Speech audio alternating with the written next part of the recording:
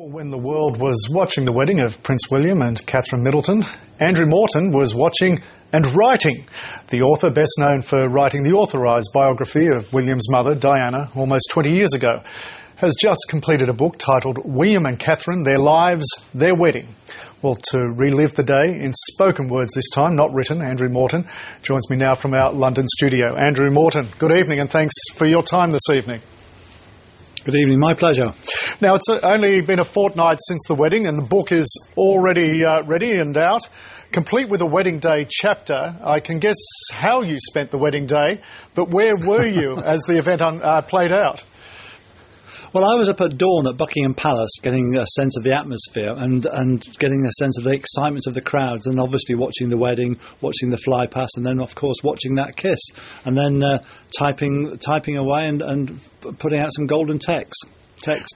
You must have had to write mighty quickly, given the little time that's elapsed between the wedding itself and the publication.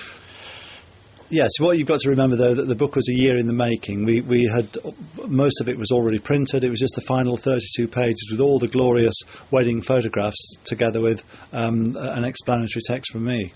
Andrew, given there's so much information and, I guess more to the point, control of information surrounding big events like a royal wedding these days, how much convincing did it take for you to do a book on this wedding?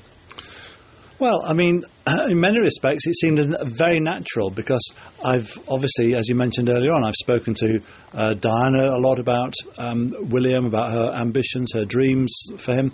And in your introduction, you talked about the last wedding there was Sarah Ferguson. I happened to be there at the time as well. So for me, it was as much a trip down memory lane as seeing old courtiers, seeing old protection officers, as meeting new friends and people who have got influence over William and Catherine's lives.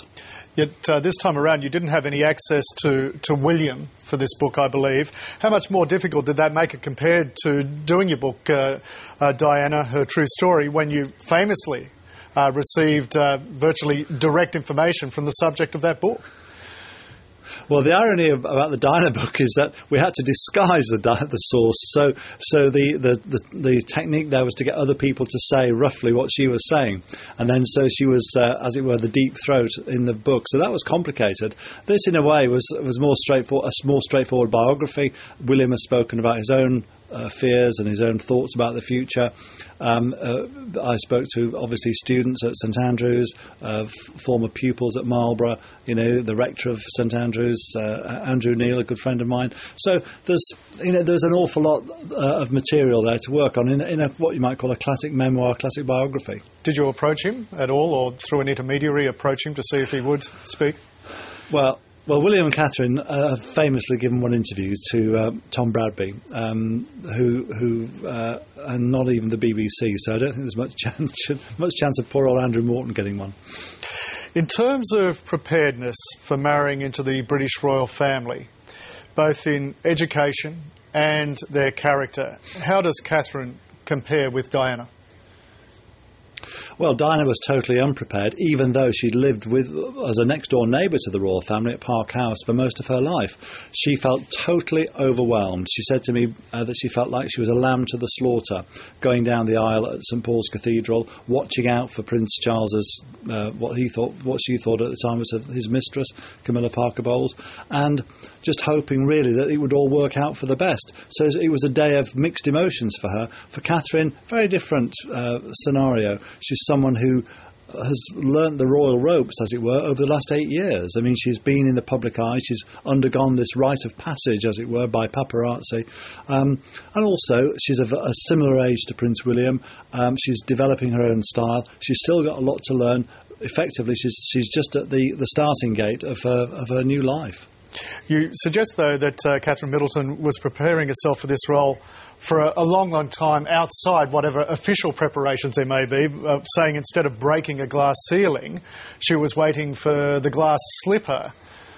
What do you mean by that? Yeah. Can you explore that further? Well, I mean, Yes, I mean, she didn't go out and get a job from university, even though she's a competitive girl, she's a very intelligent girl. She was effectively a socialite for several years before she got a part-time job as an assistant fashion buyer. It seemed that she was waiting for Prince William to make his mind up, and she was, it seems, far more committed to the relationship from an earlier point, certainly speaking to fellow students at St Andrews, than Prince William was. And it was Prince William who famously ended the relationship, and then, like many other lovers in the past, realised what he was missing.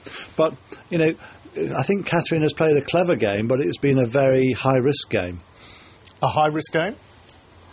A high risk in the sense that if she and William had parted, and then what? She'd have been 27. She'd have missed the boat in terms of developing a career. There's jobs are scarce to come by these days. So she would have been kind of the most jilted woman of the last few years. So it would have been a humiliation for her. Ironically, as I say in the book, many of her friends were thrilled when they broke up. They just thought, Kate, you can have your life back now, because they could see the restrictions on her life by dealing with the palace. Andrew, we talked a moment ago about the preparedness of both those women, of Catherine and Diana. Compare how you felt what you were observing unfold a couple of weeks ago, compared with, and I know it's stretching the memory back, but 30 years ago, when as a much younger observer you were watching that wedding of Diana and Charles. What coursed through you, and what sense of hope did you have this time compared to last time? Well, it struck me very forcibly that this wedding has been very much under the direct control of the participants. There's been no delegation to courtiers. It's not as though Catherine's just arrived and gone through a performance. She's had very close control over the guest list, inviting, for example, the publican, the postman from her local village. The dress was a triumph of her design and choosing. The little touches like the trees in the abbey. All these contributed to a far more intimate feel than the wedding of Charles and Diana at St Paul's Cathedral, where it was far more of the great and the good, a far more official occasion than this, which is, as we all know, semi-state. What sort of king and queen do you think William and Catherine will make? Well, all the opinion polls want the crown to jump a generation and go directly to William. I think the irony is this. Prince Charles is a far more radical Prince of Wales than Prince William will ever be. I think they're going to be quite a conventional royal couple. I think there's going to be far more of the Princess Elizabeth and Prince Philip about them, far more military, far more outdoorsy, far more sporting than the Charles and Diana union. And that, so it'll be back to business as it used to be. I think that Diana will be very much a one-off in the royal rainbow, as it were. Further to that, you say in the book that Catherine once said that William was lucky to have her. And then you go on to say, given her faultless display on the biggest day of her life, the same might be said of the monarchy. So what effect has this wedding had, the formation of this couple had, on the public perception of the monarchy, do you believe? Well, I think that the monarchy is a compact between nation and the royal family, and this was effectively a renewal of vows between the population, between the public, between the nation and the monarchy. And by doing so, and with the dignified way and the poised way that Catherine held herself, she was very reminiscent, it seems to me, of Queen Elizabeth, the Queen Mother. That she was there to support and to advise and to really keep her husband and to keep his nose to, as it were, the grindstone of monarchy. And for the going forwards into the future, I think that it's been a real shot in the arm for the British monarchy, and has, in a way, diffused and all the debate about a republic, certainly in Canada and possibly in Australia as well. Andrew, in regard to Diana, a controversial documentary about the inquest into the fatal car crash is about to be released at the Cannes Film Festival. I've read where one friend of Diana's has criticised the filmmakers for trying to make money out of her death. What's your attitude to the making and release of this film? Well, the picture has been used in various foreign magazines before.